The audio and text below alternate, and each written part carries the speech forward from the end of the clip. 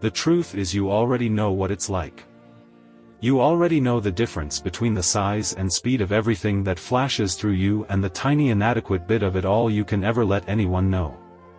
As though inside you is this enormous room full of what seems like everything in the whole universe at one time or another, and yet the only parts that get out have to somehow squeeze out through one of those tiny keyholes you see under the knob in older doors. As if we are all trying to see each other through these tiny keyholes. But it does have a knob, the door can open, but not in the way you think. But what if you could?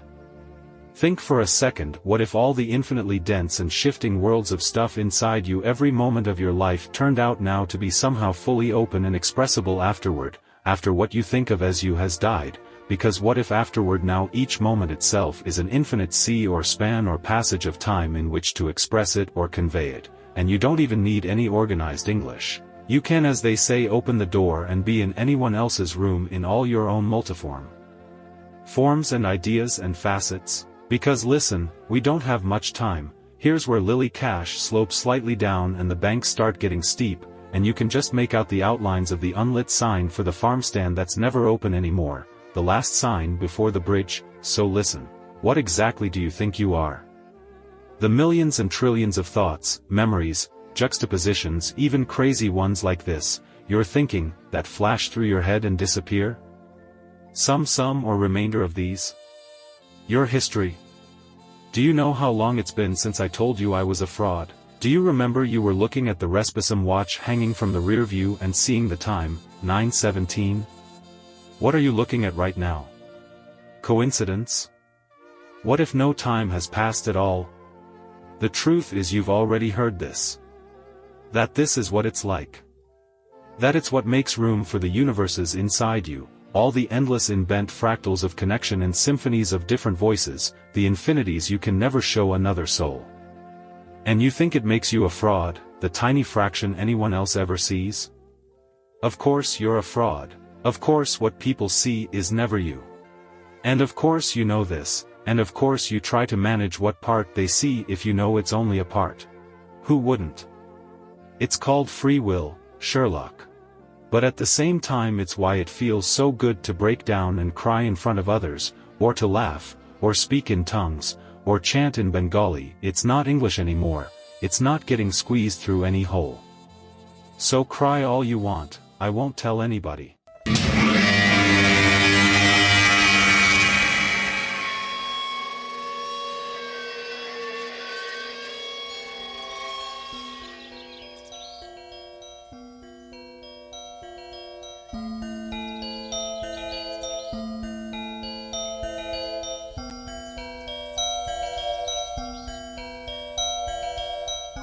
He walked out in the gray light and stood, and he saw for a brief moment the absolute truth of the world.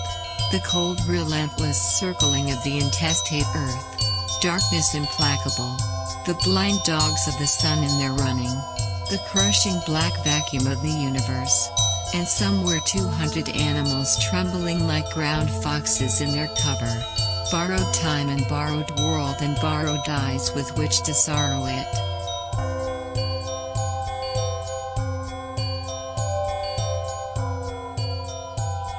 And lo, for the earth was empty of form, and void, and darkness was all over the face of the deep, and we said, look at that fucker dance.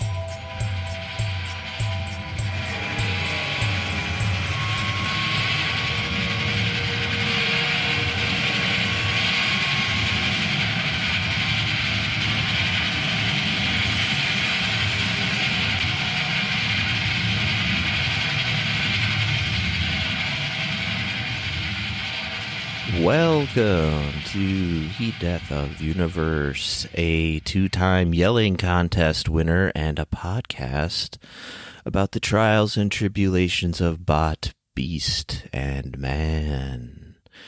It is 9:41 p.m., Friday evening, December 29th, year of our Lord 2023. Mind-blowing. There's nothing about Korea.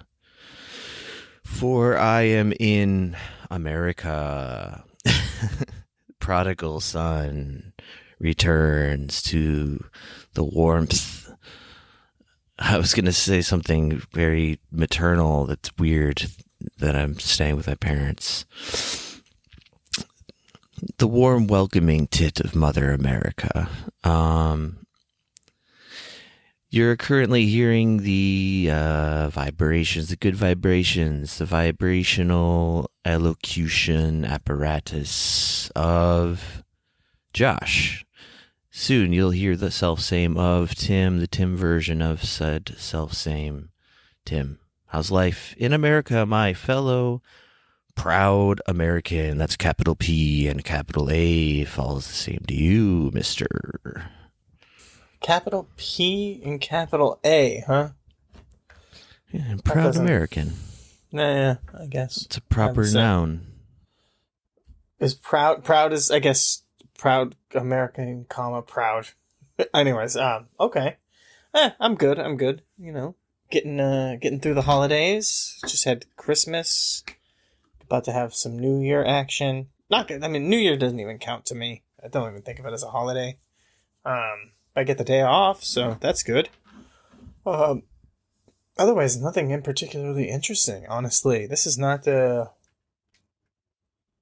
a dead time. Everything, it feels like the year is over. Like, the weekend between Christmas and New Year's just shouldn't exist. Or, like, everyone should just be off. And it's just like, we're done, you know?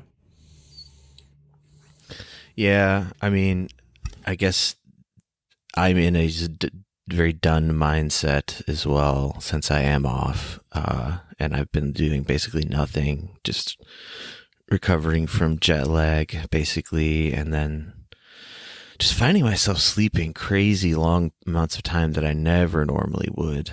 Like, I'm in a completely like blacked out room in a basement. I think that has something to do with it.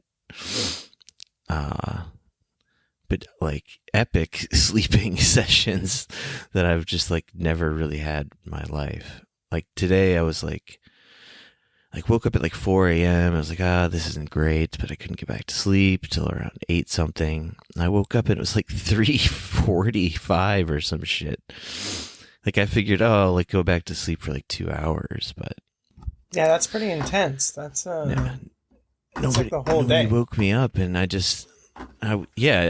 lost the entire day basically to sleep. That's pretty cool. That's pretty cool.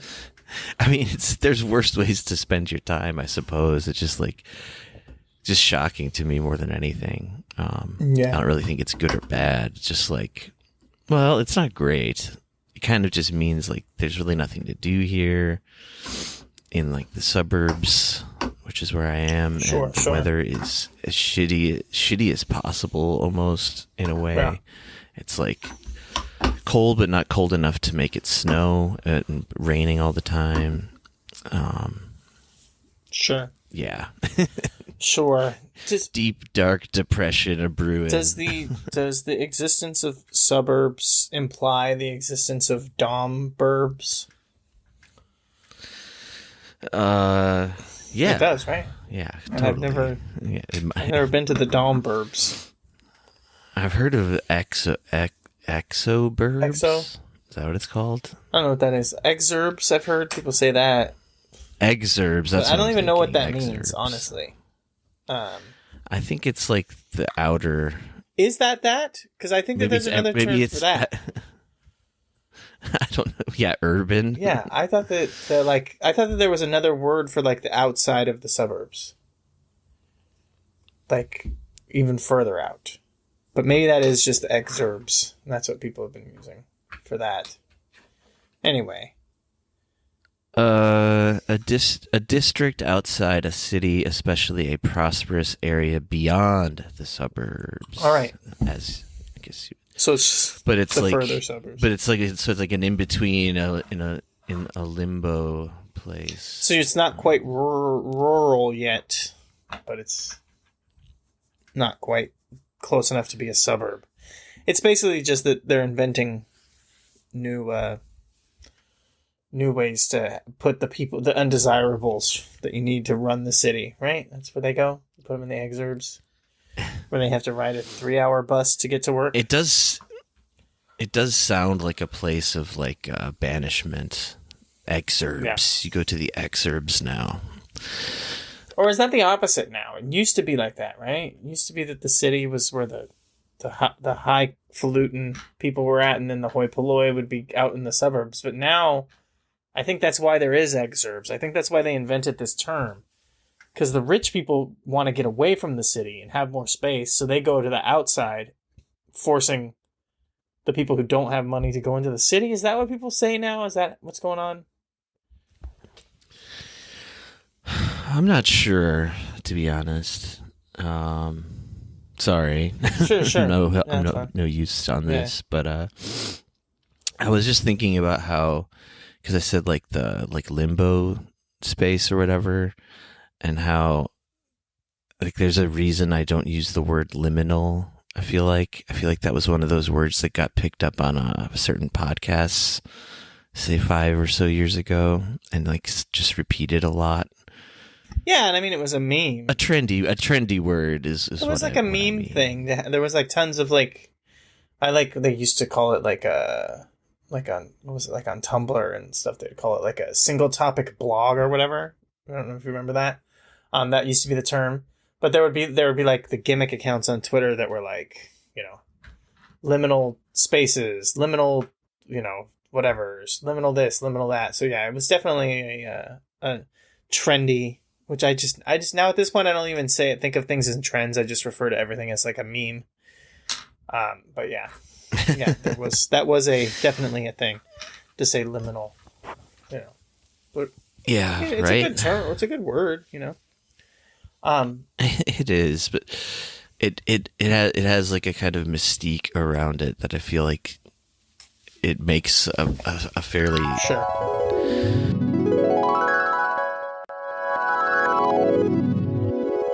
Test. There we go. Now you're back. White flight. Okay. Okay. We're back. It's almost like we never left. What were we talking about? I don't know. Probably talking about moving on to the things about sure about the year bit. Well. Oh yeah, the end of the year bit. For sure. Yeah, I figured we can look at some of these year in review sources. I also have a shit ton of miscellania to pick from if we feel like we need to, or if we can attach something to one of the big events of the year, which I'm sure we can. Do you remember if we talked about Santa getting the letter from Israel on the last episode or not? Sounds familiar. I just can't remember if we did. Yes, I think we did. Yeah. Yes. Well, yes, we did. We did. We must have. That was like the funniest thing that happened last week. Yeah. One good. of the, I guess. So yeah, we can look at. But I guess that hasn't come out, so we could still talk about it here, and then. I mean, we could. And then it's like it didn't come out yet. I don't know how that would help, but. Okay, so an overview of sources here. I've got Year in Search, which I mislabeled as for 2033. I thought you were getting a head start. Which is the Google sort of like year-end report, just like should people searched, which reflects the zeitgeist. What the hell? Everyone's searching for excerpts just like us. Wow, that's crazy. Wait, really? No. You had me there. I have the year in review from Britannica, which is like, I guess, more of our sort of baseline normie Titanic submarine. Oh, okay, yeah. Wait, yes, okay. I saw it's I'm sorry, I'm like jumping into Titan. No, it says Titanic. What? Yeah, number 2 says. But here's the thing. Titan. Right, but see, this is the thing that got me, because I was doing the same thing as you. I was like, that's not right. And then I was like, it's just idiots searching. People are just dumb, they're searching it. But Was it not that the Titan was trying to go into the Titanic? I mean, I think that was the point. I think it was, yeah. So I think that actually, like, I remembered it now. I'm like, oh, yes. I mean, I'm sure that search brought them where they wanted to go. No, I'm pretty sure that that submarine was, like, the whole point of the mission was to go into the Titanic. Yeah, it was. Yeah, it's just like rich people want to see the ruins. Sure. They want to see, is it Kate Blanchett? They're trying to see them titties up close. Different Kate. Kate Beckinsale? Different still. Kate Winslet? That's right. Is that it? You're on the money. I thought that maybe that was like one of the people that are married to one of the princes. I was like, that can't be right. Maybe. I don't know. Anyway. John and Kate plus 8? Yeah, that was the one. Anyway. Draw all of those 8 latched mouths to all 8 nipples. Sorry for jumping into Imagine something. No, it's fine. That's what we should be doing. Sure. And then of course the Wikipedia page for the year 2023. If we really start flailing. Yeah. Which I think we probably that's going to have some hot fire there. And then straight from the Akron Beacon Journal. Okay. You've got predictions made 100 years ago about 2024. Some of these are kind of funny. Mm. Okay. And weird and whatnot. So you can use that as a sort of guide to recalling this year. Years feel so less real to me as they keep piling on in a way. Makes sense. I guess it's just the thing where like time moves very differently, I guess. Yeah. As you age. I guess it's more just that, it used to seem like something important, but then over time it's like less of a thing. So then that's what makes it feel like it's not real anymore. I think part of it is I guess being a 90s kid as I am, a child of the early 80s to through the 90s, like the idea of like any year starting with 20 like just seeming fake, like that was a real like phenomenon. I feel like for like sure. people who grew up right before the shift to the new millennium. Yeah. So maybe it's some of that too. But yeah, 2023, it meant something, didn't it, folks? Let's find out. Where should we start? What do you think? Any preferences? Any ideas? I mean, this Google thing, a lot of it is just like different subcategories of like different like trends. I mean, war in Israel and Gaza is the number 1 news search next to Titanic submarine. Yeah. Okay.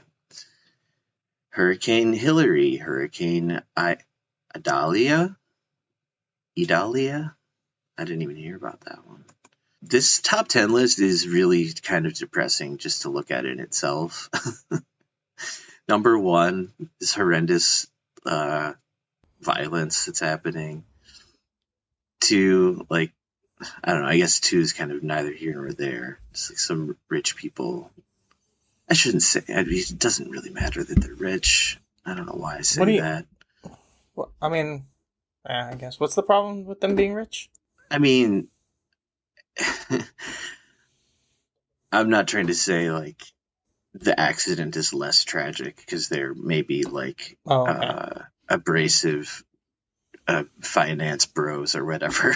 Sure. I don't even actually know what. Angus Cloud was kind of a fucked up one. That was not Angus Cloud. He was pretty young and on that show. Seemed like he was not really like an actor. He was just like a dude. Yeah, I don't even know who that is. He was on Euphoria?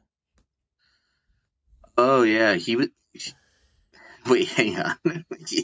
He was in the Titan submarine, or He died. Oh no, he died. I thought you were talking about the people about the passing, because you were saying a bunch of rich people that Well, died. I was speaking specifically of the talking about Titan, the Titan. submarine Okay, yeah. thing. Oh, okay. I'm I- sorry. When you said number 2, I thought you were talking about the number 2 list, not the number 2 on the news list. I'm sorry.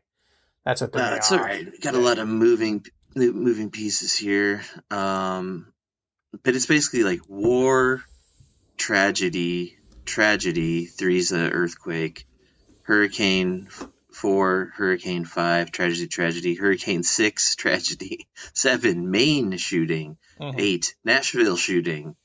I don't know what 9 is referring to at all.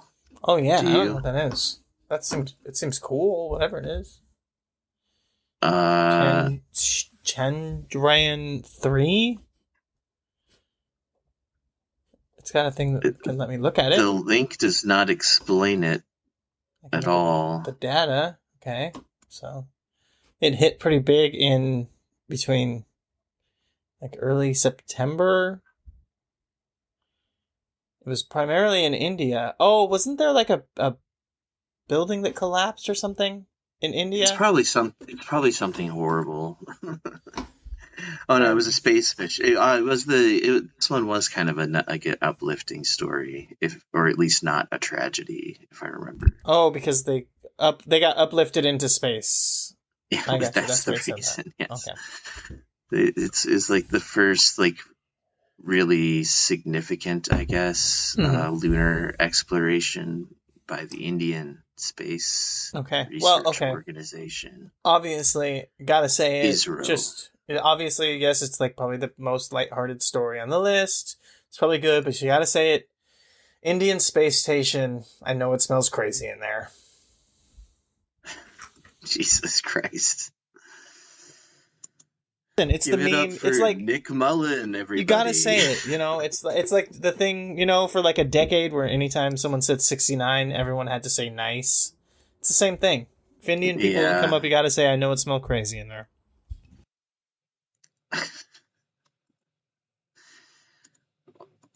Yes. So yeah, that's not so hot. Google, thanks. But no thanks. Trends list. So that's global news search items. The actors is pretty good because it's like Jeremy Renner, which I only think of him as like. Oh, I'm sorry, I'm like jumping around. I probably should. No, go ahead, man. This is actually that's actually kind of a good one. Because it's like Jeremy Renner, who I only think of as like a joke from like people making fun of him, basically. Jenna Ortega, who I think is the girl from Wednesday, but also could be the musician. I'm not sure. It's the Wednesday girl, the Scream girl. Ichikawa Inosuke, the 4th, I guess. I don't know who that is. Anyway, really, I hate to say that, but I don't know a lot of actors, but I definitely don't know who that is. Yeah, I don't either. And then I would presume a Japanese person. And then number 4 is Danny Masterson, who's like, he didn't do anything. He's on this list for getting fucking canceled and like going to court for like rape, right? Like, he's not on this list for being an actor, so it's very funny to list him under the actors because he's not on this list. I think it's just anyone whose profession is actor is an actor, right? Searched. Yeah, Pedro Pascal, who like I think he won some awards and people were talking about him. He was very hot this year. As like he became a meme also of being like the one guy that like middle-aged millennial girls were allowed to say was sexy and their boyfriend couldn't get mad at them or whatever for like a couple months there. That was his role. Then Jamie Foxx, another one where he's not on this list for acting. He's on this list because like doesn't he have like Alzheimer's or something, like something bad? That's one I don't even know about. Yeah, I think like Jamie Foxx has some kind of disease. I think he has like Alzheimer's, and like people were saying like he's like losing his faculties and shit, and that's why he's. Yeah, it looks like he had a stroke, maybe. Yeah. Top related topic is stroke. Yeah. Real gumshoe work here. So it's like this actors list is very funny that it has like people sprinkled in that are not on here for acting. Yeah, like Russell Brand, for example. Russell Brand is on here. Brendan Fraser is on here for being a king. Everyone loves Brendan Fraser, obviously, and he's the whale. I don't know who number 9 is, and I've only learned recently, unfortunately, who number 10 is. And number 10 is like he's like a stand-up comedian, right? He's not even really like an actor. He seems so annoying. Right, sure. It's like a fake based thing. on the 10 seconds of like a Netflix preview I saw. He's another one that's like kind of just a meme. I think he's on this list more from being a meme than from being oh, okay. This Kira Advanti is a Indian actress. She looks fine. Let's see what she's been in. Why were people talking about her this year? Maybe she was in that RRR movie, huh? Would that be it? No, she's in something called War 2. No idea.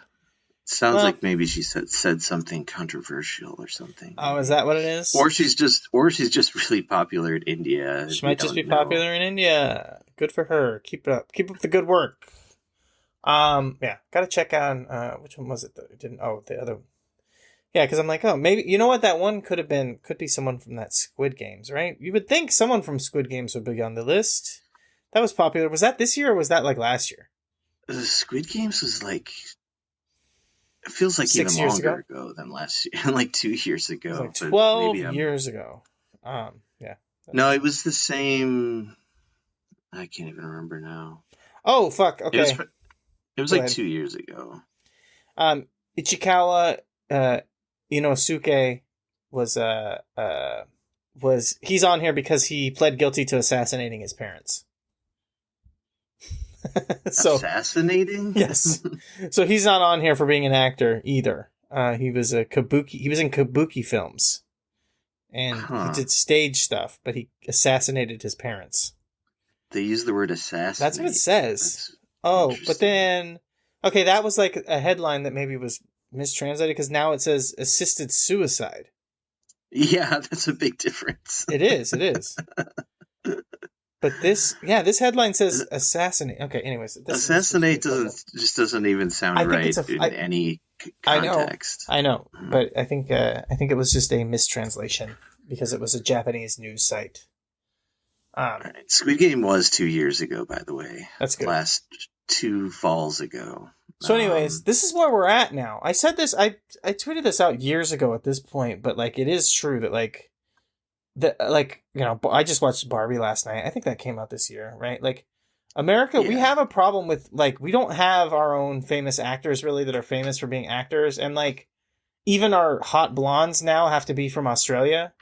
Like we don't even make our own hot blondes anymore.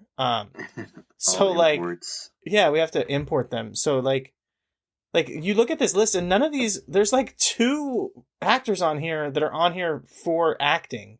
And the rest of them are on here for like real life tragedies or because like people are laughing at them. Yeah. Even I mean, Jenna Ortega is just like, she's kind of became really popular. Sure. But she's partly, I guess there's been some, uncomfortable murmurs about her being like vocally, I don't know, whatever, pro-Palestinian, I guess. You put it no. Anti-genocide. She's canceled. Fuck that. Get this bitch off the list. Her co-star in the Scream movies, who I can't remember by name, in the new Scream movies, the reboots or whatever. They're not even reboots; they're just continuations. Actually, they just kept that thing going. They're still making Scream movies. Yeah, I still watch them as well. I kind of have fun with that. Sucks. Okay, it's good. It's good. Okay. The new one, like this. The third one was like really bad, and that may be what was like one of the last ones like people maybe our general age watched, and then like was like, okay, why would I ever watch one of these again? But you have to keep in mind who you're talking to. So I've seen none of them. I've seen 0 Scream movies, but the idea that they're still making them seems insane to me. I mean, I think there were couple of dry. There was at least one long dry spell in there. Sure. But when I remember the 4th one came out, and that was like 10 years or something, maybe more after the third one, and they seemed like they re-embraced what made the first one good or something. I don't know, whatever. They're dorky, stupid movies at the end of the day, but like, I think they're kind of fun. I don't mind them as a trashy good time at the movies. All right, I'll give it to you. But yeah, her, like, one of the main characters from these new ones, she got the heave ho for not apologizing about her insane political views, where she opposes genocide. And Jenna Ortega, I guess maybe she has more star power. They can't get rid of her that easily. But anyway, okay. I was looking at the movies list, and there was Jawan on here, and I couldn't figure out what the fuck it was. So I searched it. Foreign movie. So I searched it, and it looked like a Marvel movie that had Vin Diesel in it from the first poster that I looked at.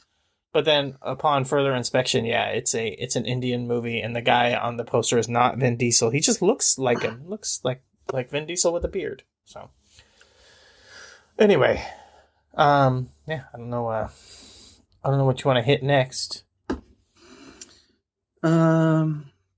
Korean food is the number one slot in the recipe searches. Oh yeah, the bibimbap. Looking for some bibimbap. Scooped bagel. That's a meme. Like, that's not even, people are not searching that because of food. They're searching that because that became like a meme to be like, you got to scoop out the inside of your bagel or else you're going to be fat. Smelt. That's interesting that smelt is number 10, because I think I actually Googled smelt probably this year to like figure out because I had like an idea of what it was, but I was like, I want to look and really find out what this actually is. I've had to remind myself of what smelt is. Yeah, so that's their brother. It's funny that it's like it's on the zeitgeist that everyone is like. I mean, neither one of us should be embarrassed because obviously everyone is Googling it at some point throughout the year to just be like, I kind of know, but I need to just make sure that I know what I'm talking about here. So that's a good one. That's the kind of stuff that really reminds you that we're all in this together, man. We're all just a big group of people trying to get through life, We're all just spinning around on this big blue marble. Wondering what the fuck smelt is sometimes. We're like, is it fish eggs or is it grain? Is it a type of... Yeah. Well, I'm not as confused as you then. I know that smelt is a type of fish. No, I know. I'm just saying, the context will throw you off sometimes. Yeah. I don't know if I even want to look into these further, but there's something called black cake, coronation quiche. I'm guessing that has to do with the British coronation. Oh, it's president. Yeah. the British the president who done wears a crown, y'all. Yeah. The old the guy, the sausage fingers. The old timey president. Yeah. The British Mitch McConnell. I think that's what we call him, British Mitch McConnell. Yeah, it works. Yeah. It's kind of funny that we have British Mitch McConnell and British Trump, and they're kind of opposites of each other. But yeah. I just keep wanting to pronounce pasta fagioli in a problematic way, but sure. I won't. I mean, you might as well. Well, now that I've said I want to do it. I mean, you kind of have to. No, the other opposite. I should let it go. And okay, so right, number 3 is that Papa D? Is that the Papa John's? The Papa John's Medea crossover. No, it's what they call the calzone. They call it a papadilla. Is that? Is it? I don't even know. I'm looking it up now. Huh. You are wrong, sir. It is a citrus fruit. Oh, okay. That was meant to be a joke. They have they call the papa. They call it something. There's I think that they do have like a papa D. It's spelled differently. That is a. You're probably right. It's probably PAPA then. Yeah. Papa D. Yes, you are right. Yeah. So I was just making a joke that I thought that was the other thing. Anyways. It could be. Should be. In a perfect world, it would not be this tropical Asian fruit. It would be this Papa John's Calzone. hate calzone, Yeah. covered in hate, dusted in Shaq's jizz. Evil. Evil, which is what I call Shaq's jizz, or the other way around. Papadilla. Oh, go ahead. We're really getting an interesting sampling of the events of this year. When I look at the top songs of the year, oh yeah, that's where I was at. It's such a cliche, but my God, this is the kind of shit that makes one feel old. I don't feel old. I feel upset. Like, why do people like this? Is all like this is. I mean, okay, a lot of it is foreign music. That's fine. Any of this, but I know who Shakira is. Why are there two Imagine Dragons songs? Like Eminem, you know what I mean? Like this is fucking brutal, dude. This is like really bad. It looks brutal to me, but I just literally don't know what most of it is. Yeah. So yeah. Something called Kill Bill. What's that? What is reference to the movie? I don't know. What is that under? It's the song number 7. Oh, I didn't see that. Wait. No, I don't have number 7 song for me is something else. Are we on the Google Trends? Yeah. Year in Trends? Yeah. Number 7 song here is Until I Found You by Steven Sanchez. What? Yep. Somehow I have a different list than you. Hum to search, maybe? This is Hum to search. Okay, hold on. No. There we go. Okay. Yes. Above where you were. Yes. This is song. Okay, so that was Hum to Search, which is... That was the top songs. Yes, Hum to Search. Actually, Hum to Search. That's a much better song. Kill Bill is actually a good song. All right. Well, you know more about contemporary music than me. I guess. Not really. Know any of that. Shit. Try that in a small town. That was the oh god. That was the one that got in trouble because of the music video and stuff. And also because the song itself sounded insanely racist. But the music video was shot like in front of a church where they did like a lynching. And then the message of the song is like, don't be trying to do any of that Black Lives Matter stuff in my town. That was like the what the song is about. You don't know that one? That's what this Kill Bill song is about? No, Try That in a Small Town. That's number 2, the Jason Aldean song. Oh, the ginger guy. No. That's a different guy. Oh, Jesus. See, I can't keep it all. This one actually is good because I do... Okay, I think this... That ginger guy phenomenon sucked, though. Yeah, no. That was Richmond, north of Richmond. That is number 8. Yeah. Oliver Anthony. That was repugnant. Yeah. Which Oliver Anthony... I didn't even... I actually, what's funny is I didn't even hear it. All I had to do was see I just had to see still photos of that guy, and then I saw some of the lyrics like written in articles, but I never actually listened to it. Didn't I got the gist of it, and I was like... Oh, go ahead. Oh, maybe. I don't know. I think I sent you a version of it that was being sung by a different singer. And it was like... You did. Like the Billy Bragg? Yes, there was a Billy Bragg version. But his Billy Bragg's was like, the actual like the leftist version. Yes, it was a different song. Fucking the ginger guy, he took that idea of that song and turned it into this like, I don't even know, like what was it like, just like an openly like kind of conservative anthem, or was it that kind of shit of like, I don't like either party, I'm a independent thinker. It was that. Even though at the end of the day, I'm voting GOP down ballot. Mm-hmm. That was exactly it. It was a little bit of a little switcheroo. But I do think, I'm trying to think, because Jason Aldean made that song and he got yelled at because it was racist and it was in front of a place where they did a lynching. But then I feel like after that, he then did a collab song with a rapper that I thought was pretty good. I think it was it, but now I'm having trouble finding it. And he did it like as a like, look, I'm not racist. I can do songs with black people. So that was pretty good. It's pretty good. Good Lord, there was a That 90s show. Actually, I think I heard about that, but it was searched in the top 8 number of times of TV shows. Huh. That seems depressing to me. That seems not correct. Also, I don't think that's true. I honestly think you're making that up. That it was a show. I don't think that was a show. That's the type of thing I would make up. All right. Maybe the Google search things are... Let's take a look here at the good old Akron Beacon Journal. From World Peace to Extinct Horses, 100-year-old predictions about 2024. Let's see here. Well, we're finally here. Is this the future that you envisioned?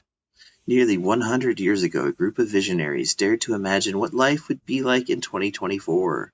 Some of their prophecies fell woefully short, while others proved to be strangely accurate. Join us now as we gaze into that crystal ball from 1924. First one, a new era of peace. Thank you, Hollywood, for ending all war. Movie mogul D.W. Griffith, the director of Birth of a Nation, believed that motion pictures would help usher in a new era of peace. And he was correct. He said, quote, "In the year 2024, the most important single thing which the cinema will have helped in a large way is to accomplish will be that of eliminating from the face of the civilized world all armed conflict." No two countries that had the Barbie movie as the box office #1 film for a weekend have gone to war with each other.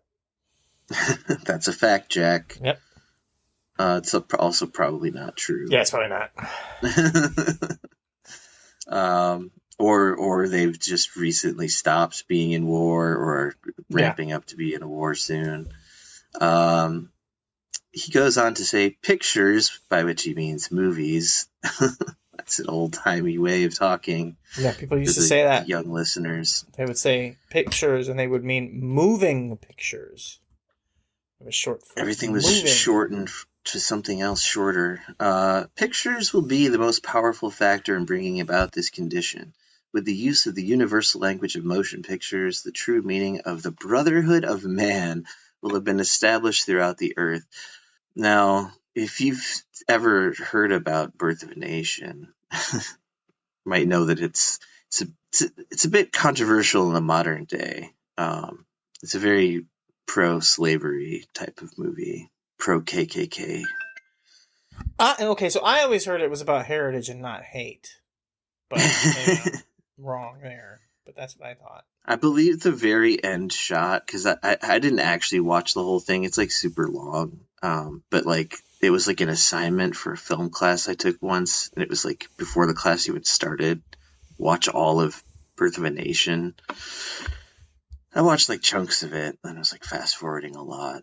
But I did get to the end, and I remember the ending scene being like just wild shit, just like Jesus Christ appearing in the sky and like blessing the Klansmen. Like, sure, at least that's what I remember. Hey, God loves everyone. Okay. I could be mixing this up with my normal dreams. I've been sleeping a lot lately. Did you know I think actually one of the more interesting facts about that movie that I found out not that long ago was that the Klan didn't have really the pointy hat style outfit until after this movie. Yeah. Which depicts them that way. Yeah. So it was like they got their cues, their fashion cues from D.W. Griffith's like imagination of what the Klan should be sporting after cool. Memorial Day or whatever people say. Mm-hmm. So that's a funny prediction. I mean, do I need to say why?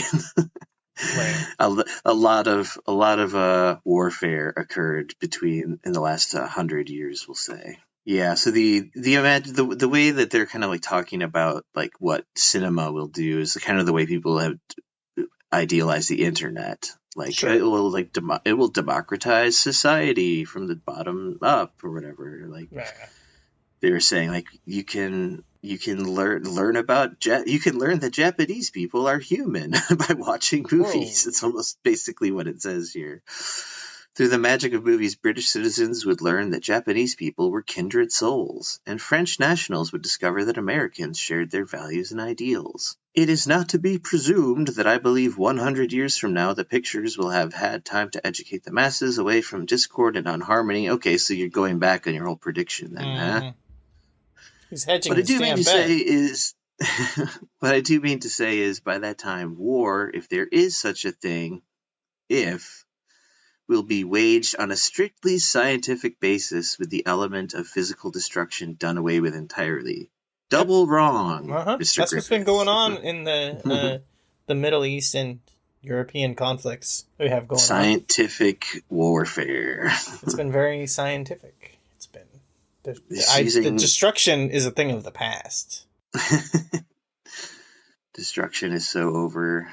Yeah, and then there's another guy who predicted like the flip side of that, like things are going to be really scary because of abilities like nuclear weapons and so on.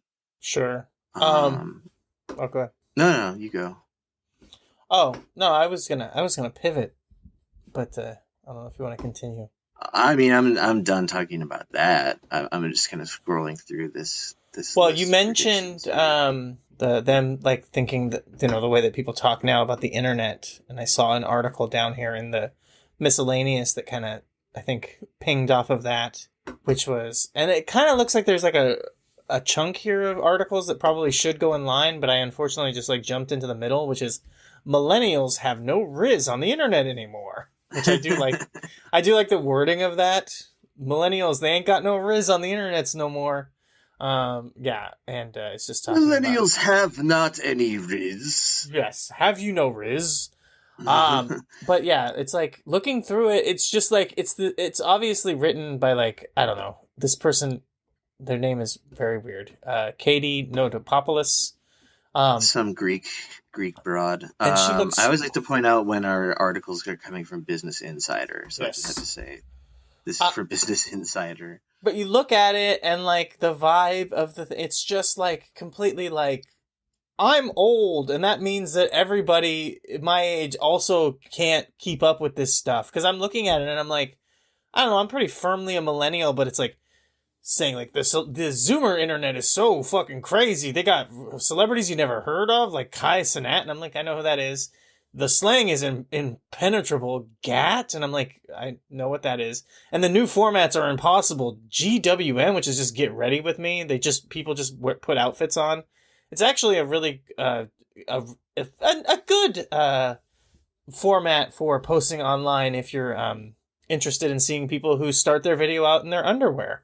So just a FYI, if you're wondering where to find that, look for the GRWM, get ready with me, TikTok videos. But yeah, it's like, I'm sorry, but just because you're getting old does not mean that all millennials aren't cool on the internet anymore. Like, you just can't keep up People with do very definitely simple stuff. Generalize generationally. I mean, Right. I will say I did not know any of those things that you just referenced, but I don't think that it's insane that people could know. I think that Millennials if you really know about care, you It's can very easy. find out anything. We have the fucking internet. Like, You just pop on the internet Yeah. and watch stuff for like a couple minutes, and then you like understand it. Like, what these people do is they like look at it for 2 seconds and then go like, I don't get it, and it's bad. Like, that's their interaction with this stuff, you know? And it's like, oh, you are just getting like incredibly old. I think I've referenced it maybe on this podcast, maybe not. But like, I do a lot of times think that one of the weird things that keeps me young, and like you can laugh because it's a entertainment form for babies, is watching wrestling, because it changes so much and it cycles quickly to where you always, if you want to keep up with it, you have to just like accept the new thing, or else you turn into a weird old man who's like, I'm only going to watch the old stuff that I liked when I was a kid, you know? And so like, I've been doing that with the media that I consume my entire life, because it cycles so much faster than like other entertainment, because you can't like abuse drugs and steroids and fall on your head for a living for very long. So like the performers disappear and have very short lifespans, like literally and figuratively, professional and outside actually dying. So yeah, you have to just accept new people constantly. So yeah, it's very funny to watch as these people get old and they can't deal with stuff changing. But as I said, it does seem like this was like a chunk of articles because there is like opinion, dear boomers, here's what Gen Z conservatives want you to know, and then also like which that has got to be fun. That I didn't even realize it said Gen Z conservatives. Now I'm like, oh yeah, that's a fun article, I bet. And then the nobody knows what's happening online anymore, which I bet there's something interesting there. Yeah, I mean, I don't remember if there is or not. Yeah, I feel like there's a couple of like Gen Z's doing this. Gen Z is scamming companies out of billions each year with staggering rates of friendly fraud. Which is just, and then, I know that's all they're saying is like when you tell Amazon that something didn't come or it's broken and then they just send you a new one, or doing the self-checkout, like you don't scan everything, or you use a fake sticker from Bananas for electronics, or whatever, like that kind of stuff. And it's like, I mean, you say that they're scamming them out of billions, but like what you really should be saying is like, companies trying to like get rid of employees and not pay wages to employees have not perfected the system to protect their goods. Like, is all that you're really saying. Like, what's really happening there is not that these people are like doing friendly fraud and scamming them out of billions. It's like these companies are trying to come up with these ways of like building new systems and basically just putting everyone out of business. And they haven't perfected their systems yet, and they're getting taken advantage of. Handful of companies have gun held to entire globe's head. Yeah. Yeah. Be a better consumer. Clickbait. Yeah. Be a better consumer, damn it. That's what the companies are saying. I mean, is doom spending being a good consumer? That's the other article that connects to Gen Z's play. I guess it's not just Gen Z either. It's right. I don't know. I feel like people basically like not being fiscally responsible, I guess. Sure. Like, I don't know. It's just got a new word now because people are just even more bleak about how guaranteed the future is.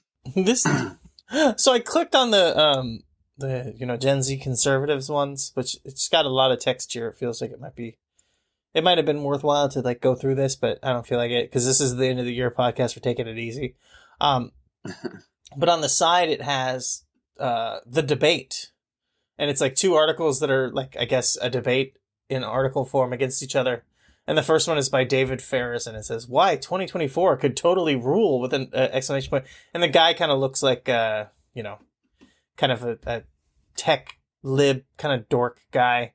And then underneath it, written by Dan Perry, is 2024 is another year of living dangerously. And that's, I'm just like, I like this. I like this debate. I like Newsweek presenting these guys as like, and they definitely picked out headshots of them where they look very diametrically opposed, The other guy looks like maybe slightly younger Anthony Cumia, who got a different kind of plastic surgery. And then the other guy looks, like he could be like, a producer or something. Why 2024 could totally rule. He looks like he's wearing like Groucho glasses, but it's just his face. But yeah, I like this. I like the debate being set up. I just really like 2024 and the guy, another year of living dangerously. I'm just like, hell yeah, man. Hell yeah, brother. Get it. The guy looks like he parties, you know what I'm saying? Dan Perry. I'm down with Dan Perry. We'll have to read one of his articles someday. We'll do the debate word for word next time. I like this one. Why DeSantis came up short, and like that's a that's what you're doing there. That's a comedy headline. He came up short because he wasn't wearing his boots. Every like headline I've seen about him lately has made me think he's officially cashed out.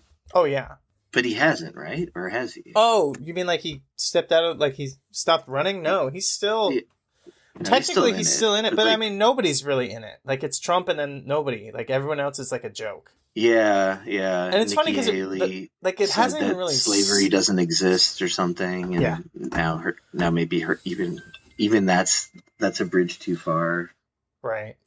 It's funny because like none of it has even started and it's already all over. Like, you know what I mean? They haven't even started any of the Because they get started so fucking early. I know. Like They've like ran I've out been of steam. saying, yeah.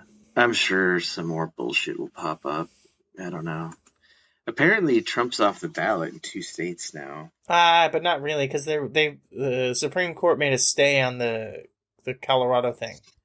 So until they make a decision, they have to put him on the ballot right now. But yeah. And then anyway. I thought I saw that he was taken off in Maine, but I don't know. It'll probably be if that's true. I don't know. I would assume that they'd probably do the same thing, where they would say that it's under revisement and you can't take any action yet. Want to get back to some of these urine lists? What do you think? Sounds like urine lists.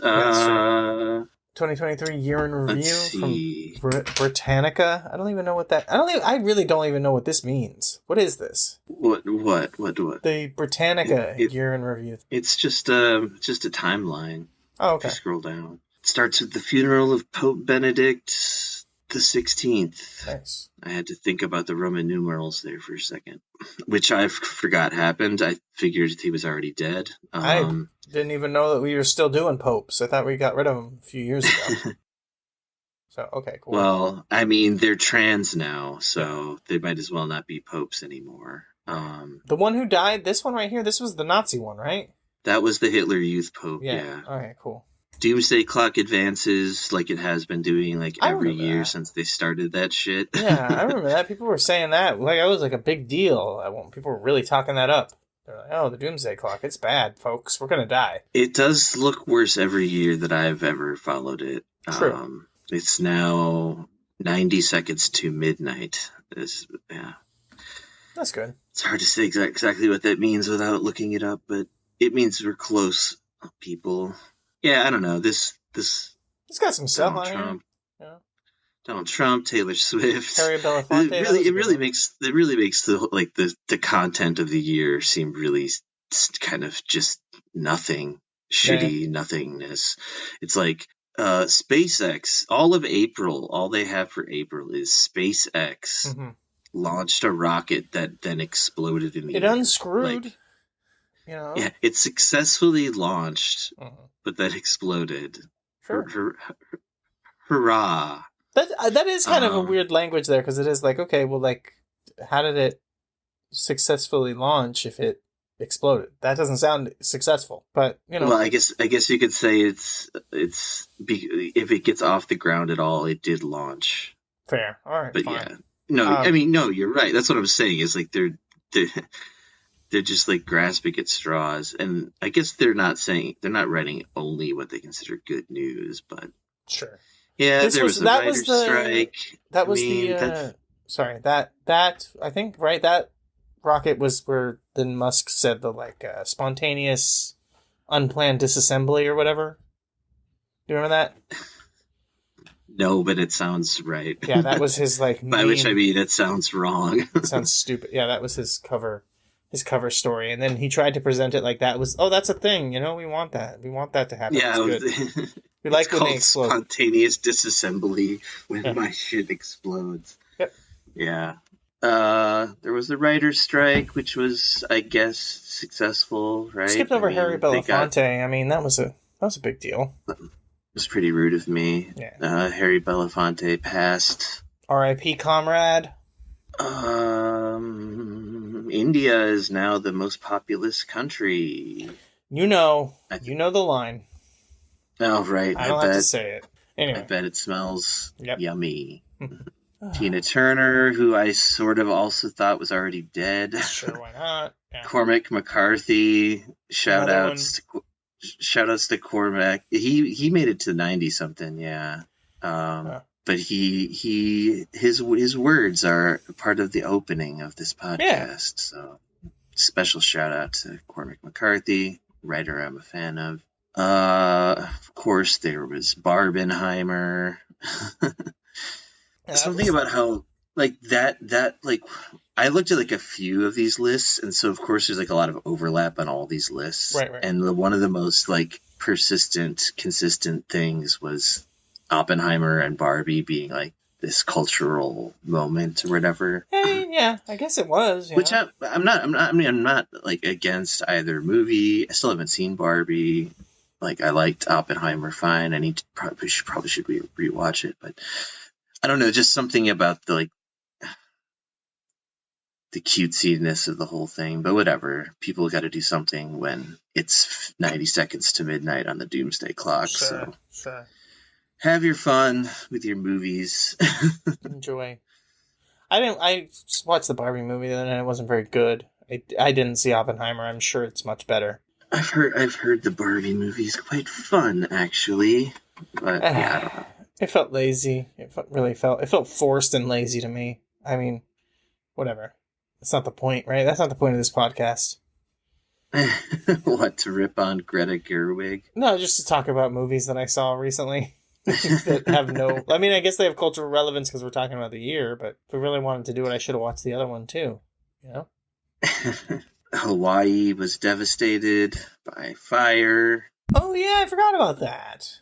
That was probably not good. That was the thing. Right after that, there was horrendous flooding in Libya, which, like, some of it at least could be traced back to the horrific destabilization of that country that Hill Dog oversaw back in the good old days. Yeah. The before times where everything was right and true. Greta Gerwig looks kind of uncanny.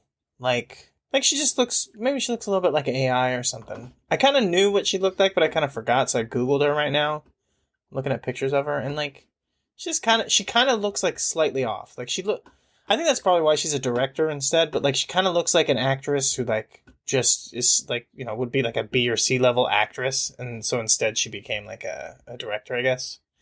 But well, that's what she wasn't. She still is an actress too, but is she? What has she been in? She did tons of movies. She was like the queen of mumblecore. Sure. That's what I'm saying. Or whatever that shit was. But that was like, I don't think she directed anything until like recently. The Lady Bird latter. Yeah, I think that might be her first. Yeah. But she's married to a famous director as well. I don't know. Okay, now I'm like... No, I know what you mean. I guess she was in a lot of movies. I don't really remember the names. No, she was in a good amount of movies here. I don't know where you get the Queen of Mumblecore, though. I mean, she wasn't in... maybe, I guess. She was in the Frances Ha movie, so that's probably... I mean, I think even before that, she did all these indie movies where that became like the coined like subgenre, which I never was into, so I couldn't tell you off the top of my head the names of those movies. Yeah. Okay. You're right. But yeah, she looks exactly like what she is, which is perfect. She's like a indie film star, but would never be like an A-list actress. Well, yeah, it's like woman who is like essentially like conventionally attractive, like right in the middle or whatever, but then like she has something slightly off to where the yeah, she's like quirky. the little indie film boys can still like fall in love. Yeah, she's different. She's not. She was in Arthur, the 2011 film Arthur, starring noted good dude Russell Brand, who did clear his name, by the way. He didn't do anything. He never got in trouble, you know. I didn't really look into it. Yeah, I don't even know. I heard that it was all like kind of old accusations that had already been publicized and like forgotten about. Right. That was just basically what I overheard. Anyway, I think Arthur. I tried to watch that movie in the theater when it came out, and then like walked out. Big Russell Brand fan. I think walked out. I think because the theater next door was showing like Godzilla or something, and it was too loud, so it made it like impossible to focus on the movie. So just left. But I probably wouldn't have liked it. I think I was trying to see it with somebody else. But anyway, she was in that. I didn't realize. So maybe I'll check that out. Maybe we can watch that for next week's episode. We'll talk about it later. Sure. Speaking of Arthur, going back to this 100-year-old predictions page. If you go up towards the top again, this one's Beneath the atom bomb exploding picture, Sure. this is a growing problem. Gotcha. Arthur Dean, That's what I call my penis. Arthur Dean, whose parental advice column appeared in newspapers across the country, expressed concerns about American dietary habits. Quote, I sometimes wonder what our stomachs will look like and will be like 100 years from now, he wrote. Will we have any teeth at all? Will there be any color on our face except paint?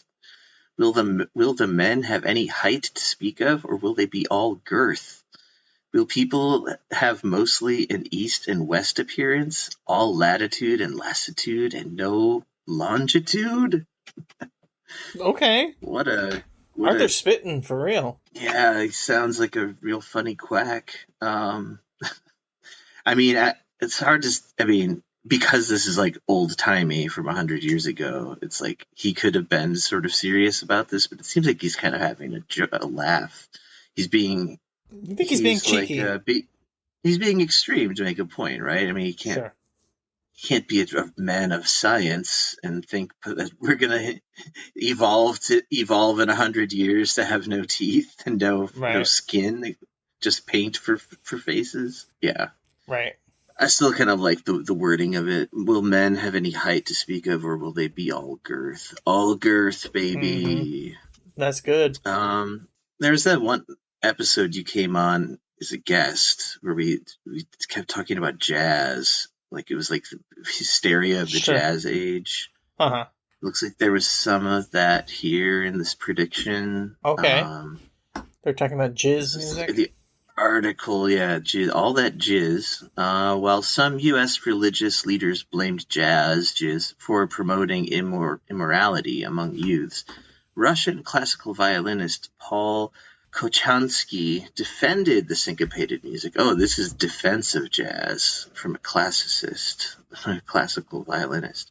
Nice. Jazz music is a powerful force for development of music in America, and in 100 years will be accepted as classical. I cannot imagine how anyone can say that your American jazz music is a destructive force. I consider such a statement as being wholly ridiculous. I mean, this is the most accurate prediction so far, right? Yeah.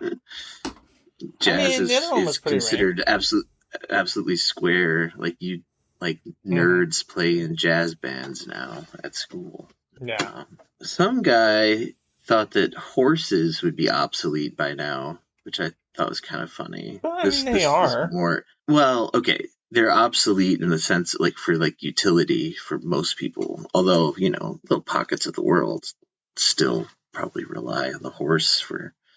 Anyway, he thinks that they'd be on extinction. He's saying they would be extinct by 2024, right? Because they would have no utilitarian use. He says the tractor and the automobile are taking the place of the horse in rural life. As the usefulness of the horse passes, so will the necessity for his existence. Right.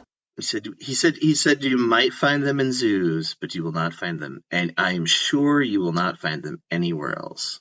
Yeah. Which, I mean, the thing about it is that, he's not wrong. And then they wouldn't exist if it wasn't for the fact that, I never thought about this before, but basically horses are like records. Horse people are like record collectors. It's just outdated tech that people are refusing to let go. Yeah. I mean, I guess there are still some wild horses in the world, but I guess not many. But yeah, I think obviously what he didn't take into account is that people would have that there would be such beings as horse girls and so on, people who really love horses. Right. Which again, they're just obsessives. They're just, hobbyists who have a weird predilection for them, but not really a need for them, a necessity. The girl of tomorrow. So there was some predictions that women would be girl bosses by about now. Okay, well, nailed it. Got that one right. And we have first female president. Did anyone say that? We'll have a woman president? Yes, actually. This guy, Frank L. Ferraro, nailed it. Mapped out a clear vision of the future. He said, has anyone ever stopped to think how this country will be in 100 years from now? Just imagine.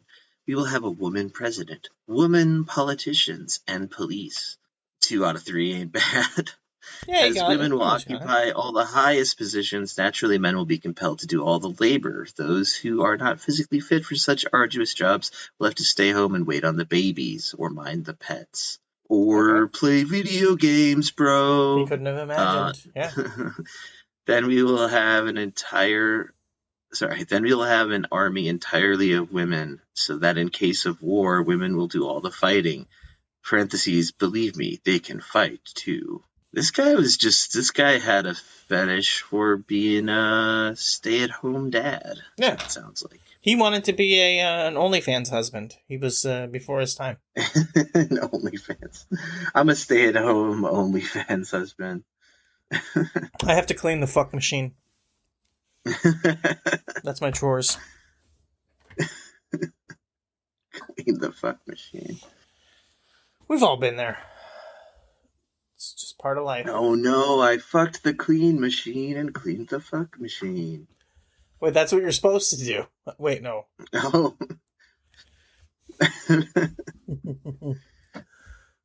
But not the first. Okay, yeah. You did the first one instead of the second one, is what you're supposed to say.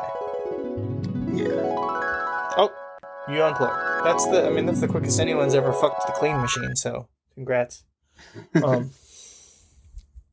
has Joe Biden has blunt 4 words, but I was reading it in my head when I first saw it as Joe Biden smokes 4 blunts, and I was like, hell yeah, that's my president. He's commander-in-chief, if you get what I'm saying. Yeah. You know what I'm talking about? Alright, well, I found this on the list. It's a tweet from Pushing Biden Left, holding Biden accountable at the moment. You got this one? And it's UN delays vote calling for Gaza ceasefire as U.S. objects to resolution wording. And our Twitter account buddy here says, this is the equivalent of while pouring buckets of water on top of drowning children, also stalling the people trying to throw them some life jackets. It's a pretty apt description and a nice visual to think about.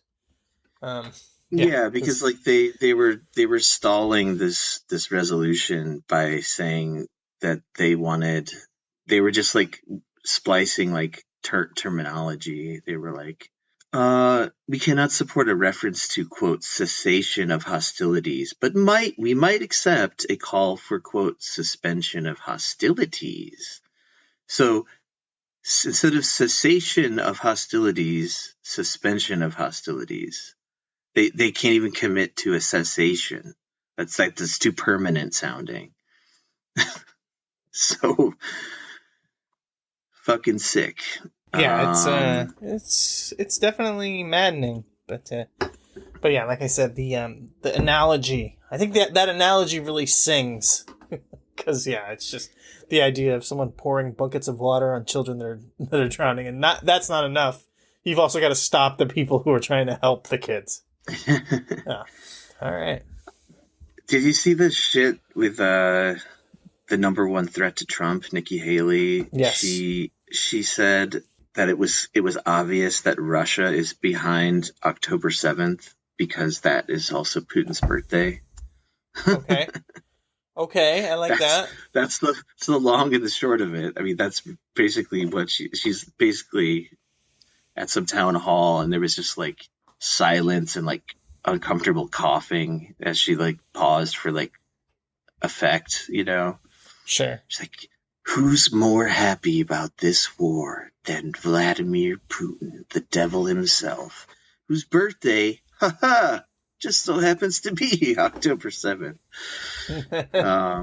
Perfect timing. Killer reasoning there. Haley Nimarata, I think that was her real name. She said something else stupid that's maybe going to be the end of her campaign as well, which I guess I already referenced. She was asked like what the cause of the Civil War was, and like she wouldn't say the word slavery. But I guess she like walked that back somehow, which I didn't really even look into. But it's all stupid bullshit. Yeah. But it did remind me of that Simpsons bit where Apu, non-controversial character Apu, is trying to get citizenship, and he's like sitting in like the interview or whatever. They're like, "What are the major causes of the Civil War?" And he starts like rattling off this like encyclopedia style answer that's like very detailed, and the guy just stops him and is like, "Just say slavery. Slavery it is." Yeah. But regardless of that, Sure. her being like, her finding it difficult to just say the really non-controversial point, like that, even, yeah, I don't know. She's dumb, folks. What else can I say? Speaking of other stupid people, Kamala Harris, she sparked outrage with a Kwanzaa message. I feel like this, I don't know why, I feel like this must happen every year around this time. Somebody gets outraged about the mention of Kwanzaa. No, but it's not that it happens every year, but it's happened like every 3.5 weeks since Kamala Harris has been president. And people do wonder why she constantly feels the need to talk about Kwanzaa when it's not that, the time of year, but she does. And yeah, people have been getting upset about it quite a bit for the entire 3 years. 3 years? Has Biden been president for 3 years? 2 years? 2.5 years? I don't even know anymore. Well, January 2021, so I guess 3 years. Almost 3. Yeah. All right. But yeah, Kamal, that's like the only thing she talks about. People stop paying attention because she always sounds insanely barred out and she's off that red wine. But she gets into her little thing. She slaps. She goes, so Kwanzaa, it's like there's candles, but then there's also that's what she's doing half the time. Anyways, let's talk about this time. What was this Kwanzaa message from Kamala Harris that made people so outraged? She said, growing up, Kwanzaa was always a special time where we would come together to celebrate culture, community, and family. This was a post on Twitter. She continued by saying, sending my warmest wishes to all who are celebrating in the United States and around the world. May your days be filled with love and light.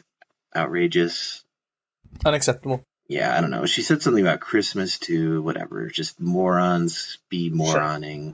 Sure. It's pretty good that she's like, we celebrated Kwanzaa every year, also Christmas, and then now my husband's Jewish, so we're doing Hanukkah too. My kids. I was gonna say, isn't it suspicious that they've or at least this article has not made mention of anything about? No, they must have made a huge thing about like Hanukkah. Oh, there was at the White House, but I didn't see anything with the Vice and the First Gentleman. Yeah, but I'm sure they cashed in on that the way they're supposed to. PR approved way. What's her husband's name? Is Jack Emoff? Close. All right, I thought that was it. It would be great if there was a son named Jack. Yeah. If just he was. Yeah. That'd be the best name I've ever seen since I saw the word. I saw the name on a gravestone. Edmund P. Enos. Enis. That's pretty good. That's pretty good. In loving memory of Edmund P. Enos. Why? Why would the people who made the gravestone do that?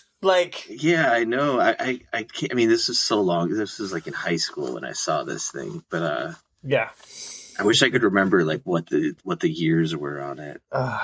That's so good. That's so good. Oh, because even if it was like 300 years old, it's like you still know what the word penis is. Yeah.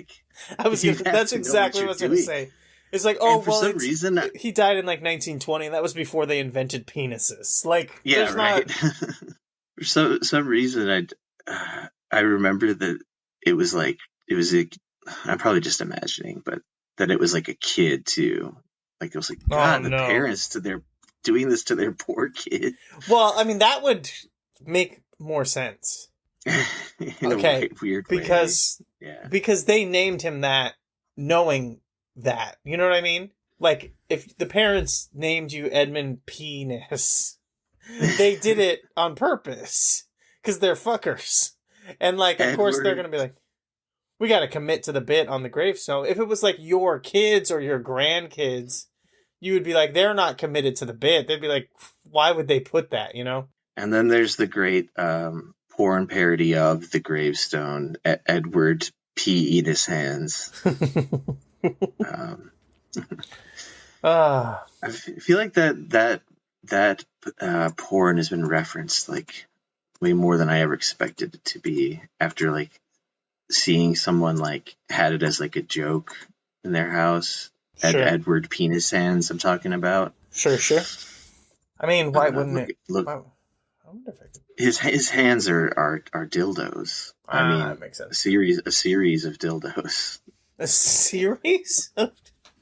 Like each finger, like there's multiple blades, like with the scissors. Sure. Multiple replace the blade with some peni.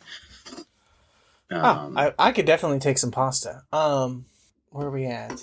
So Kamala. So basically, Kamala's family, they celebrate every holiday. Because do they have like a Christmas in India? Do they have Indian Christmas?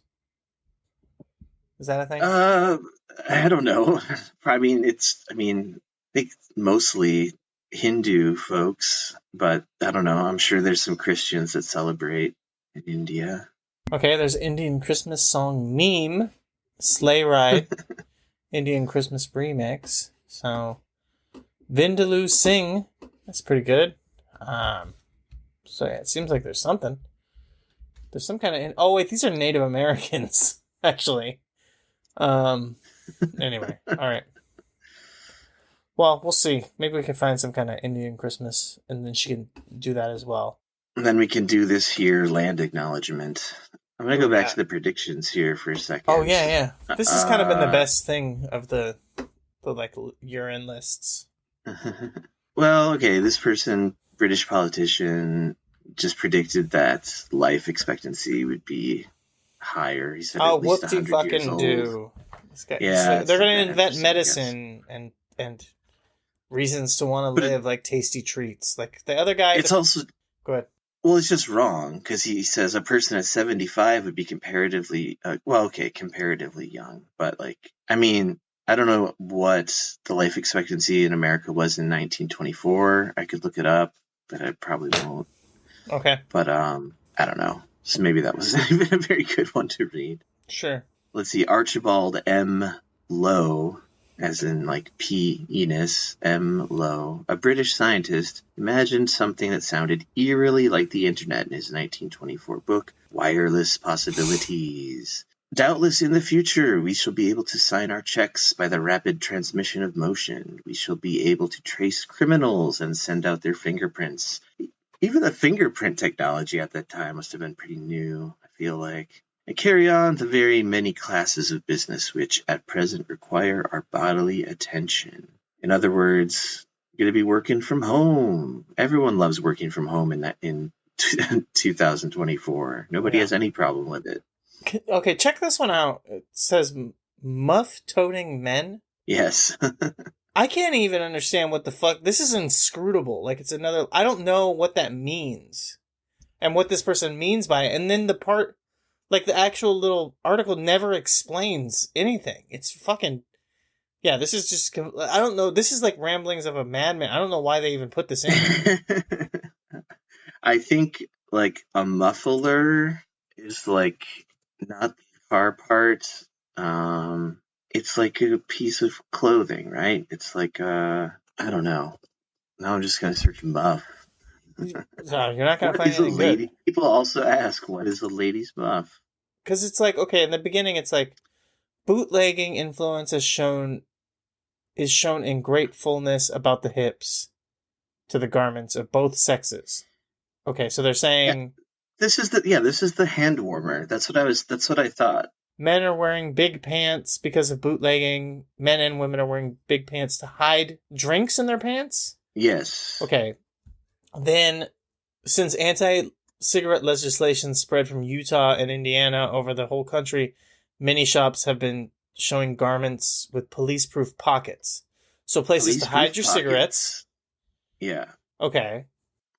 So it's basically people are drinking and smoking like cool people. But they're hiding it. Like real cool guys. They're hiding it Yeah. because they don't want to go to jail. Sure.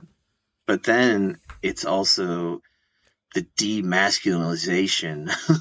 Okay. The shit that you can get you a whole career on YouTube to bitch about now. This doesn't make it like what? Okay, so then guys are just gonna have hand warmers, but they're gonna be using them to like be hiding bourbon and cigarettes. So they're actually being cool. So what's the problem here? Well, then after that, it's saying that they're gonna be real fruity in their fashion sense.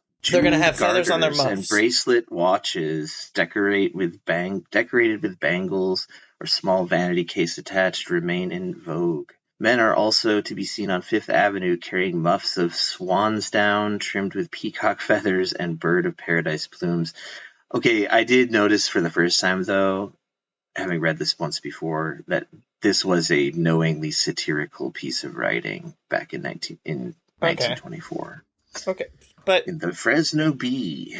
But still, what's the point of this? I don't even know why this is in here. Because it's just a weird prediction somebody made about what will happen in 100 years. I'm like, the only thing I can see here that is like just pinged in my head is like that they're being like I even hate to say this, but like it's kind of being like cheekily being like gender bending, like being like men are gonna dress like women, like and be like this is like saying like someone predicted being trans or something. Like I don't even know what the fuck this is supposed to like. Why this is in here? But yeah, whatever. Because most of the rest of them, it's like either like, oh, isn't this a funny whiff, or like, isn't this insanely prescient?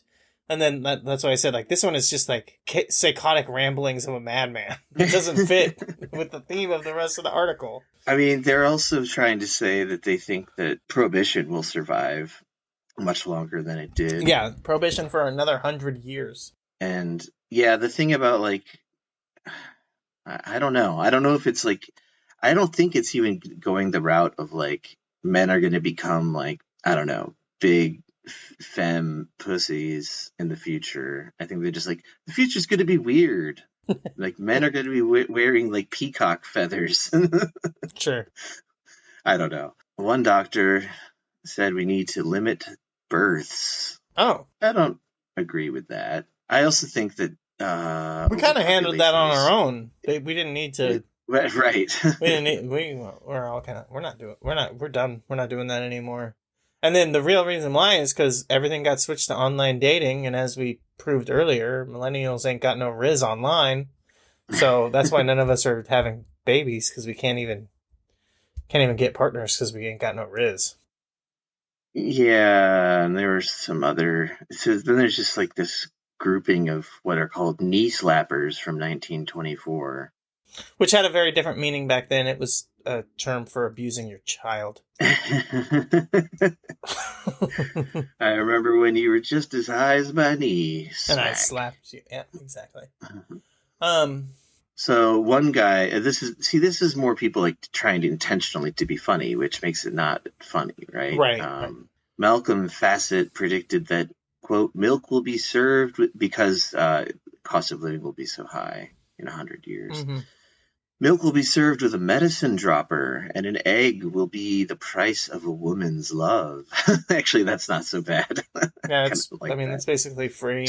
Turn of phrase. Or it's absolutely impossible because, again, like I said, ain't got no riz, so you've never had a woman's love, so it has no... I guess you have to pay for it.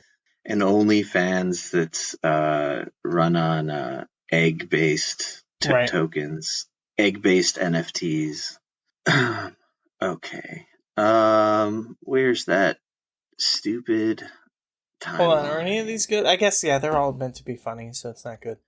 Yeah, I mean, there's... Going through this year chronologically is kind of a This bummer. year sucks. That was a bad one. It's just a mass shooting milestone. Hey, Good job. Number of mass shootings in the United States this year reaches a new all-time high. Okay, can we talk about something a little bit less depressing, like AI-created viral influencers are stealing business from humans? That's a little bit less. No, Donald Trump Jr. wants to see Alex Jones' father in White House. What? Oh, in father's White House. Okay, Donald Trump Jr. wants Alex Jones, to officially be a part of the administration on the second term? I mean, why the fuck not? To be the press secretary. That'd be good. It'd be hilarious. Yeah. That'd work. What's the difference? Whoever's going to be in there is just going to be full of shit anyways. At least Alex Jones would be entertaining. Yeah, I agree with that. Yeah. But then he has this idea further down in the article. See, now that's the problem right there, is why is Donald Trump Jr. having ideas? Yeah. He said conservative influencer Laura Loomer could also fill the role, adding that he is, quote, not even joking about his proposal. Quote, I'm actually serious. I'm not saying permanently, but for a week, he said. We've got to get the all-star roster. So he's envisioning like an SNL style way of running the... I like that. running the press room, yeah. It really does speak to the, the idea that, the Trump children, especially Don and Eric, have no concept of, reality. So, to his mind, the press secretary and, the White House and all this is, it's all just the TV show part. It's just what you see on the news. Even though he literally was the son of the president for 4 years, that still, in his mind, the way that he interacts with the concept of the president of the United States is just like a TV program that you watch sometimes, which is, again, just speaks like to father, like son. Yeah. Sort how of. Fucking incredibly stupid he is. I mean, yes, like father, like son, you're right. But yeah, it's pretty cool. Well, I meant more the seeing reality through television. Right. The old man. Yeah. Yeah. No, I got that. I got what you meant. Laura, but the thing is that Laura Loomer is dog shit. Alex Jones, yes, he's spent decades talking on the radio for a living. Laura Loomer is not good in front of a camera or on a microphone. That's not her skill. She's not good at that. I feel like the last time I even heard anything about her was so long ago. Does she still do stuff? I mean, I guess she does. Sure. I think she was in that conservative woman's calendar. Right? Was she not? She got perma banned from a bunch of platforms. That I think is why she kind of disappeared. That's what I'm seeing here, at least. Yeah, AI influencers. Oh, this one. This is a brief one, but it's something that's happened more towards the end of the year, so I guess it fits with pacing of what we're doing right now. Anyway, the Washington Post has quietly removed a tab dedicated to the conflict in Ukraine from its main page. Judging by the web archive, on December 19th, this topic was still between the opinion and style tabs. It's been quietly removed. It says so much so quietly. It's true. That's the thing. It's you want to look and see who's, like they say, if you want to see who really runs the world, you see what articles get quietly removed. Yeah, you look for the tabs at the top of the Democracy Dies in Darkness website. That's how you know what's up and what's down. Mm-hmm. Did we talk about the Hunter Biden, Stormy Daniels thing last week? I can't remember. No. Well, I guess I've said too much. Yeah. I mean, there's not much to it. It's just Stormy Daniels is on the record saying that she would hang out with Hunter Biden at the White House. Who wouldn't? It would be fun to party with him. Name one person who doesn't want to hang out with Hunter Biden. Really? This is nothing. Beau Biden. Wow. That's why he died.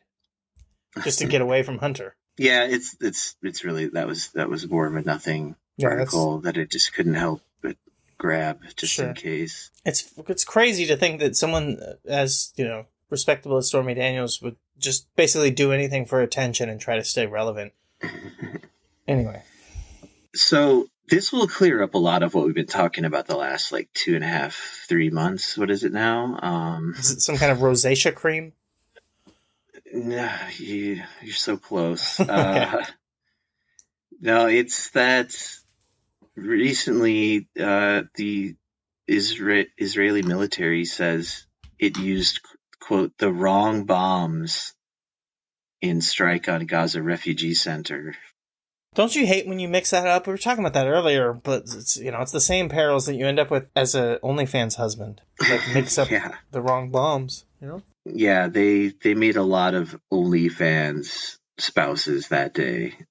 86 dead. And so, yeah, now they're like, is this them like, it's almost hard to tell if it's them more rubbing it in the face of the world, or like actually maybe being like, okay, this looks bad. We're finally realizing this looks bad. So we're gonna say it was an accident. So they're just gonna keep saying it's an accident every time. I mean, and then what does that say of all? That means that every previous bombing was 100% intended. Well, yeah, they've done that before as well, where they're like by the way that they've applied stuff have been like, so yeah, like we meant to bomb, civilians, because they say all of our bombs have hit the intentional targets. They literally said that when people were asking about bombing schools and hospitals. You know what I mean? They're like, oh no, our bombs are hitting the correct targets. And like, okay, you call them schools, we call them intentional targets. Yeah, we call them enhanced future soldier training facilities. Yeah. But yeah, no, I mean, but the real one for me is to just think of it as like, it's like the Captain Crunch, oops all crunch berries, but it's, oops all explosions. It's oops all massacred children, and just imagine the Colonel, what is Captain Crunch? Captain Crunch on the front of the cereal box, and he's got the dismembered children behind him. So there was a mix-up at the factory, right? That's the best way to look at this. And don't worry, he's been demoted to Colonel. Yeah. So Colonel Crunch. He's being held to account for his mistakes.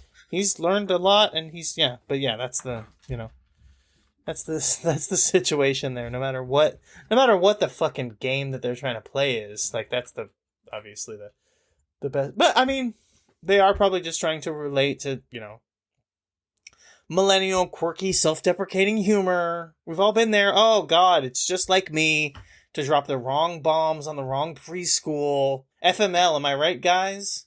It's very Sarah Silverman. It almost sounds like she's writing this shit. It's downright adorkable. Yeah, exactly. Speaking of self-aware millennial humor, this is a horrible story that I've had on the docket for a little while now. And when else are we gonna fucking hit it then, right? Clear it out of the list. Israeli soldiers have depraved, quote, fun, making, quote, Rachel Corrie pancakes. This is something I saw, I don't know, soon after Act 7. It's actually from a number of years ago. But I mean, it doesn't, not that it makes it any better. But basically, these IDF soldiers on Facebook back in like 2013 were having like official pancake parties where they're celebrating the horrible murder of this girl named Rachel Corrie, who was, I believe, American. She came over to Gaza to protest all of the shit.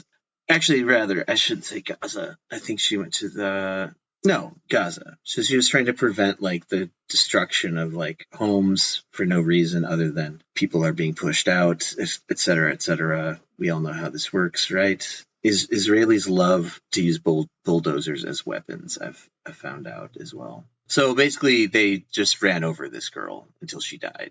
Flat as a pancake, if you will. Hence the party that they're having. They're just having a good time and posting about it on Facebook, showing them eating and making pancakes. And on the same page that they had all this shit, they appealed for donations to support our guests and the lone soldiers. Pretty gross. Pretty gross if you ask me. Don't like it. And then this around this same time is when like the Israeli army was kind of being like, shh, quiet down, you guys. Like, you're saying this stuff a little too loud. Anyway, I mean, that sums up the end of the year right there. Pancake parties. Yep. We're all going to be bringing in the new year and having pancake parties, listening to Old Lang Syne or whatever. Yeah, that's perfect. Yeah. I don't think I mean, what else happened this year, honestly? Like, what's the big news of the last few months other than, I don't know, genocides? Maybe I need to branch out my news sources. Yeah, I mean, yeah, there's nothing to be precious about with this year, really. But it is that time of year. We must honor the traditions and summarize 2023. And I think we done did it. All right, we'll throw in a good old plane, Mr. Airplane's corner. Planes behaving badly. They'll fly your pathetic human ass straight to hell. This is a tale of improbability. Couple survives 2 plane crashes in one day. ... On separate flights. What are the odds? I'm going to just go ahead and say this is planes behaving badly. Sounds like it. Yeah, and the headline says everything, really. I mean, there's no Sure. point in really reading the details. But yeah, and these were like, it was like a small plane crash, which I feel like is... It's a minor. It's a little guy. Yeah. Smelling women's tears changes men's behavior, psychologists find. Just let people's imaginations run with these headlines. Oh, we got to mention the Marjorie Taylor Greene getting swatted for, I guess, not the first time. Oh, yes. Swatting, of course, for our, I don't know, our elder millennial listeners who wouldn't know what swatting is by now. It's when you call up the dang cops on somebody and make up some shit that will cause their house to be invaded by a SWAT team. And this happened to a few Republicans. It happened to MTG on Christmas Day, which, good. I'm sure it barely disrupted her day. Yeah, this one article I have is very short. But anyway, someone's pranking her dang heckin' ass, and I say, Good. Old Lang Syne. Yeah. Yeah, good. I say She had it kudos. Kudos to you, good swatting people. Good swatting. Yeah. Let's see. Any final thoughts on the year 2023? You know, it was pretty bad. I mean, you just look at it. I mean, maybe there was good stuff that happened, but We got Javier Milei. yeah, that's true. That's kind of that's a positive for everybody unless you live in Argentina, I guess. Sure. That's a plus. No, it's so tough because you look at it and it's like, God damn, all this stuff is just bad. Like, it's just bad, like across the board. And it is kind of like, okay, is that just the aggregators? Is that just the sentiment? Is that just, that's what people want right now? Is everybody just wants negativity? I think it's that whole thing about, like, you know, people would talk about this with reference to, like, just the nightly news, how it always seemed like bad news, and then, like, if it bleeds, it leads. If it bleeds, it leads, and then, like, that's what led to, like, fluff pieces in news reporting. Like, oh, let's, like, look at a recipe, or, like, this old man feeds the ducks every day, like, down by the pond, like, that kind of shit.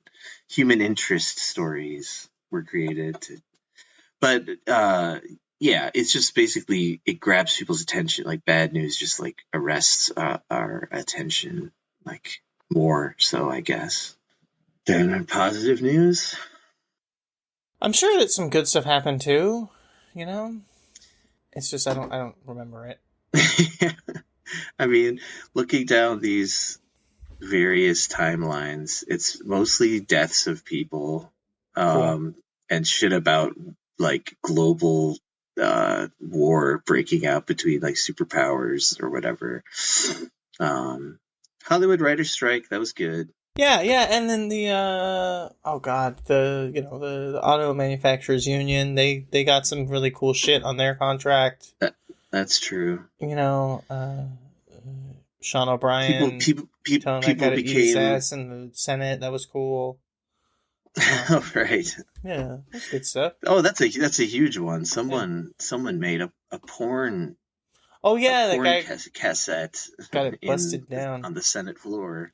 But they broke it. That was, you know what? That was the prophecy was foretold earlier in the year, and by the end of the year, there was a quirked up white boy who was busting it down sexual style in the Senate. So that's And speaking of sexual style, Henry Kissinger died. Oh It was very yeah. recently, but that's also here on the timeline. The most recent thing on this Britannica one is Beyonce's film is released, and then the death of Sandra Day O'Connor. Yeah. Sandra? Sandra. I mean, I've always heard it pronounced Sandra, but yeah, I knew it didn't sound right. I used to call her said Sandy Sandra. Day when we were hanging out. I'd say it's a Sandy Day. But yeah. I feel like going to the beach. It's such a sandy day. Mm-hmm. Either way, I think we're just really just dragging this out, just like this year has been dragging it out. We should finish it up, close it out. We'll be back with possibly another off the beaten path style episode next week. Possibly, I'm not 100% sure yet. Oft beaten Edmund Penis. Yes. Man, that was so many callbacks. Yep. I'm paralyzed by callbacks. General recommendations. I try to even remember if I had anything in mind. I mean, I'm just going to reiterate what I said last week, which hasn't been released yet. Sure. So, That's good. Whatever order you're listening to these episodes in. If you are a resident of California, you must vote for Barack Obama Mandela for Senate on March 5th. That is the primary date. Got to get him into office. That's going to be my only It's also my only recommendation. I'll also recommend the most recent season of the Fargo television series. It's pretty good so far. John Hamm is a bad guy. Other stuff, other Fargo-y elements in a long series.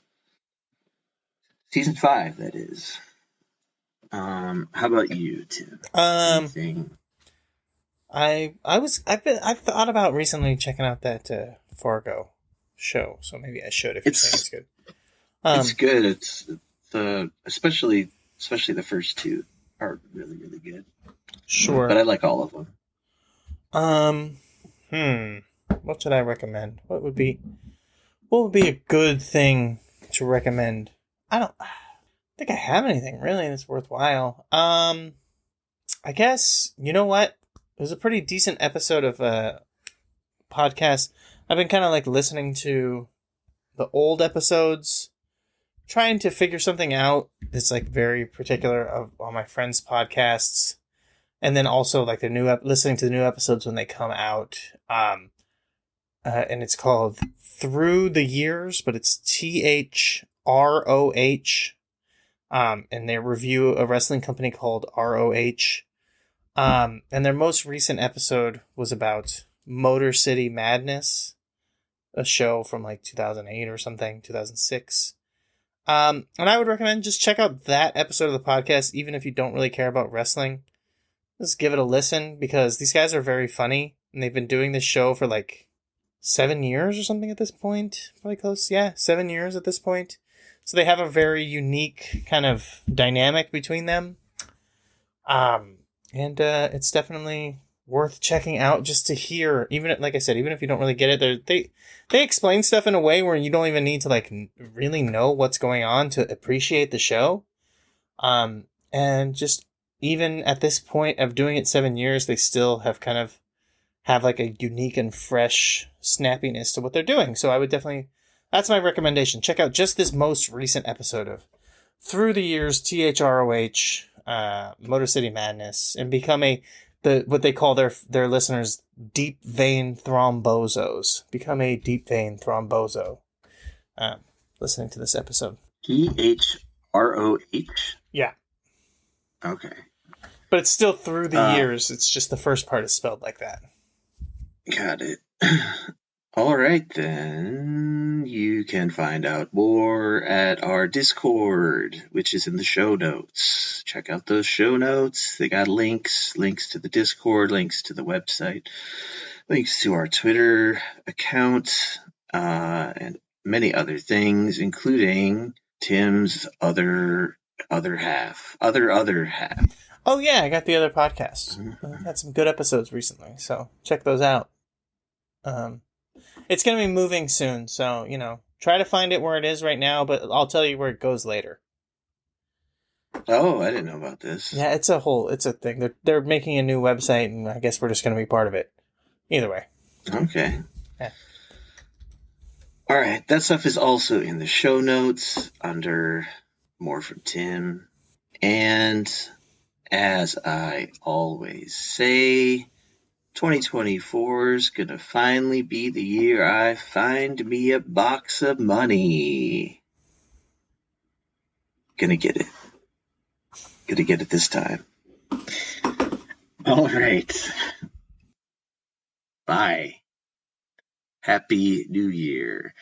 Oh, I'm not going to do this, but I just want to comment on the fact that, God, was it only last? No, it must have been the year before last that Jason and I did like a New Year's whatever episode, and he's like, "Should we count down to New Year's?" Oh, like yeah, on a podcast. It's so and pointless on a podcast. I think he kept like referencing it. Well, we did. We just counted down from 10 to 1, Yeah. but it was like we couldn't even see each other. So we were like, Okay. just. So you're saying we should stupid do it now? Should we count down? No, I'm saying we should definitely not. Okay. But I mean, just to be safe, reminded of the fact that we did once, and it was. But okay, but just to be safe, maybe we fun. should, just in case anybody's listening to this and it happens to be time, we could just count down. No, you don't think so? Okay, no, that's fine. That's fine. I mean, we already counted at the beginning before we start recording. We're counting true. Up and 2, 3, but this would be down and from 10. Anyways, no. That you're right. That's stupid. Yeah, it sounds so much more fun than it actually is. I guess I'm just shouting out a funny thing I remember about a past episode. But that was from last year. I think it was even the year before that, because it feels a long time ago. Sure. I think last year we didn't even do any New Year's shit last year, because anyway, we were recording the podcast less often around that time. That's fair. Okay, but if we were gonna do it, we would probably start with 10, right? We would start with 10, and then eventually we'd hit 9. 5. Yeah, sure, 5. 9 would be in the mix. Yep. Eventually 3. 2. Okay, 3. Yes, 2. Definitely. 4.87 would be in there, because we're going to be doing all the decimals. Yeah, we've got to hit all of them. And we'll be done in a few years or something. Yeah. At least a couple. I mean, you can kind of like infinitely divide numbers, so That's true. All right. That's the note we're really going out on. Should old acquaintance be forgot and never brought to mind?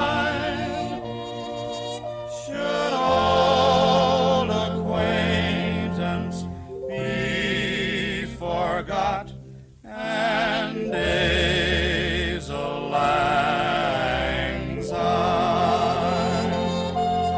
For old lang syne, my dear, for old lang syne, we'll take a cup of kindness yet for old lang syne.